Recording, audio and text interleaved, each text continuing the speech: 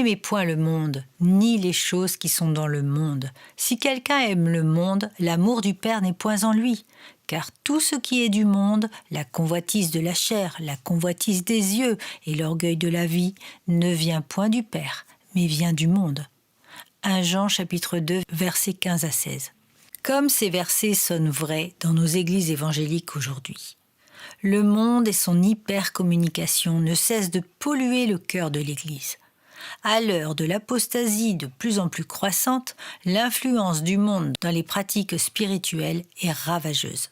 On cherche le plus souvent à plaire aux hommes pour les attirer dans les églises par un évangile dilué qui laisse de côté des pans entiers du véritable évangile qui est la croix, la repentance, la crainte de Dieu dans une obéissance et une piété qui honorent le Seigneur.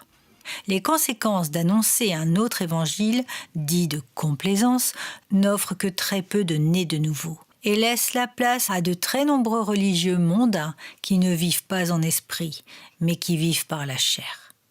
Le péché inonde nos églises et il est désolant de voir qu'on l'entretient en mettant l'accent sur des animations de culte qui calquent leur programme selon les intérêts mondains de l'Assemblée.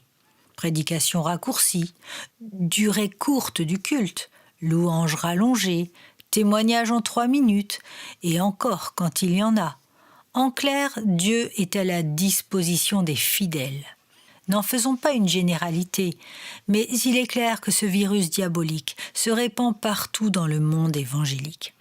Sous le prétexte que les gens ne lisent plus, que la prière est difficile, que la louange est plus appréciée que les longs sermons et que la vie est un train à grande vitesse, tout doit se faire en un clic.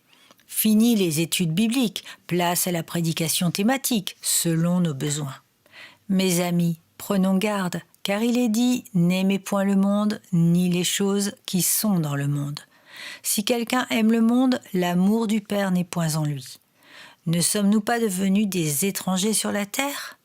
Que celui qui a des oreilles pour entendre, entende. Car l'ami du monde n'est autre que l'ennemi de Dieu. »